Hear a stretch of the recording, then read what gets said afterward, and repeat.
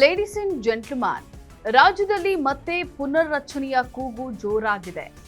CM Siddaramaiah ಹಾಗೂ DCM DK Shivakumar ಬಣಗಳ ನಡುವಿನ ಕಾದಾಟ ಮಗದೊಮ್ಮೆ ಆರಂಭವಾಗಿದೆ. ಹಾಗಾದ್ರೆ ಮೇ ಅಂತ್ಯಕ್ಕೆ ಕ್ರಾಂತಿ ನಡೆಯೋದು ಗ್ಯಾರಂಟಿನಾ?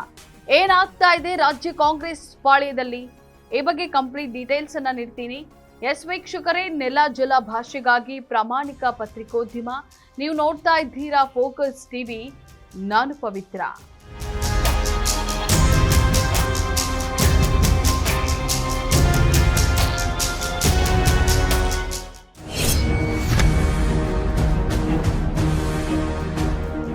ವೀಕ್ಷಕರೇ, ಸ್ವಲ್ಪ ದಿನದ ಮಟ್ಟಿಗೆ ಸದ್ದಿಲ್ಲದೆ ಇದ್ದಂತ ಸಂಪುಟ ಪುನರ್ರಚನೆಯ ಕೂಗು ಮತ್ತೆ ಕೇಳಿ ಬಂದಿದೆ. ರಾಜ್ಯ ಕೈ ಶಾಸಕರ ಗುಂಪು ದೆಹಲಿಗೆ ದೌಡಾಯಿಸಿದೆ. ಸಚಿವ ಕೃಷ್ಣ ಬೈರೇಗೌಡ ನೇತೃತ್ವದಲ್ಲಿ ಸಚಿವ ಸ್ಥಾನದ ಆಕಾಂಕ್ಷಿಗಳಾದಂತಹ ಶಾಸಕ ರಿಜ್ವಾನ್ ಅರ್ಷದ್, ಶ್ರೀನಿವಾಸ್ ಮಾನೆ, ಶಾಸಕ ಯಾಸಿರ್ ಖಾನ್ ಪಠಾಣ್, ಖನೀಜ್ ಫಾತಿಮಾ ದೆಹಲಿಗೆ ತೆರಳಿದ್ದಾರೆ. ಇವರ ಜೊತೆ ಪ್ರಿಯಾ ಕೃಷ್ಣ ಹೆಸರು ಕೂಡ ಕೇಳಿ ಬಂದಿದ್ದು, ಅವರು ಕೂಡ ದೆಹಲಿಗೆ ಹೋಗಿರೋದು ಇನ್ನು ಖಚಿತವಾಗಿಲ್ಲ.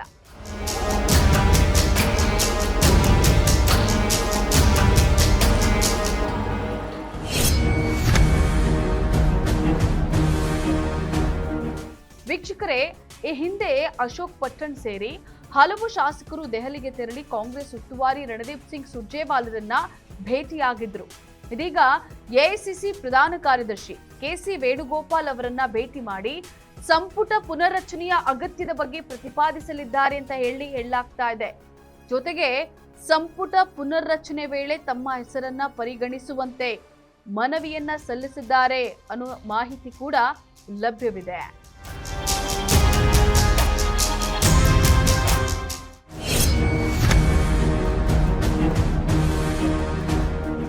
ಈ ಹಿಂದೆ ಸಿದ್ದು ಹಾಗೂ ಡಿಕೆ ಬಣದವರು ನಾಯಕತ್ವ ಬದಲಾವಣೆ ಬಗ್ಗೆ, ಸಂಪುಟ ವಿಸ್ತರಣೆ ಬಗ್ಗೆ ಪ್ರಸ್ತಾಪಿಸಿದಾಗ ಹೈಕಮಾಂಡ್ ಪಂಚರಾಜ್ಯ ಚುನಾವಣೆ ಬೈ ಎಲೆಕ್ಷನ್ ಅನ್ನ ನೆಪವಾಗಿ ಮುಂದಿಟ್ಟಿತ್ತು. ಆದರೆ ಈಗ ಪಂಚರಾಜ್ಯ ಚುನಾವಣೆ ಮುಗಿದು ಕೇರಳದಲ್ಲಿ ಕಾಂಗ್ರೆಸ್ ತಮ್ಮ ಪಕ್ಷದಿಂದ ಸಿಎಂ ಅಭ್ಯರ್ಥಿಯನ್ನ ಆರಿಸಿ ಪ್ರಮಾಣ ವಚನ ಕೂಡ ಸ್ವೀಕಾರ ಮಾಡಿ ಆಯಿತು.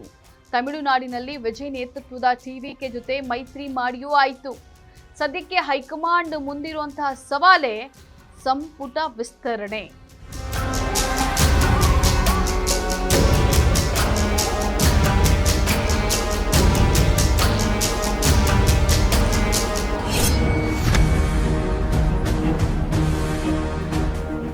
ವೀಕ್ಷಕರೇ, ಸದ್ಯಕ್ಕೆ ಹೈಕಮಾಂಡ್ ಹಸ್ತಕ್ಷೇಪ ಮಾಡಬೇಕಾಗಿರುವಂತಹ ದೊಡ್ಡ ಗೊಂದಲ ಸಮಸ್ಯೆ ಯಾವುದೂ ಇಲ್ಲ. ಹಾಗಾಗಿ ಖಂಡಿತವಾಗಿಯೂ ಕೂಡ ಮೇ ಅಂತ್ಯದೊಳಗೆ ರಾಜ್ಯದಲ್ಲಿರುವಂತಹ ಗೊಂದಲವನ್ನ ಬಗೆಹರಿಸ್ತಾರಾ ಅನ್ನುವಂತಹ ಮಾತುಗಳು ಕೇಳಿ ಬರ್ತಾ ಇವೆ. ಆದ್ರೆ ಜೂನ್ನಲ್ಲಿ ರಾಜ್ಯಸಭಾ ಚುನಾವಣೆ ಇದೆ. ಇದರಲ್ಲಿ ಕಾಂಗ್ರೆಸ್ಗೆ ಸಿಗಲಿರುವಂತಹ 3 ಸ್ಥಾನಗಳಿಗೆ ಯಾರನ್ನ ಚುನಾಯಿಸಬೇಕು ಅನ್ನೋ ಬಗ್ಗೆ ಚರ್ಚೆ ಏರ್ಪಟ್ಟಿದೆ. ಇದರಿಂದಾಗಿ ಸಂಪುಟ ವಿಸ್ತರಣೆ ಮೇ ಅಂತ್ಯಕ್ಕೆ ಇಲ್ಲ, ಜೂನ್ 18ರ ನಂತರನೇ ಅನ್ನೋದು ಇದರಿಂದ ಮತ್ತಷ್ಟು ದೃಢವಾಗಿದೆ.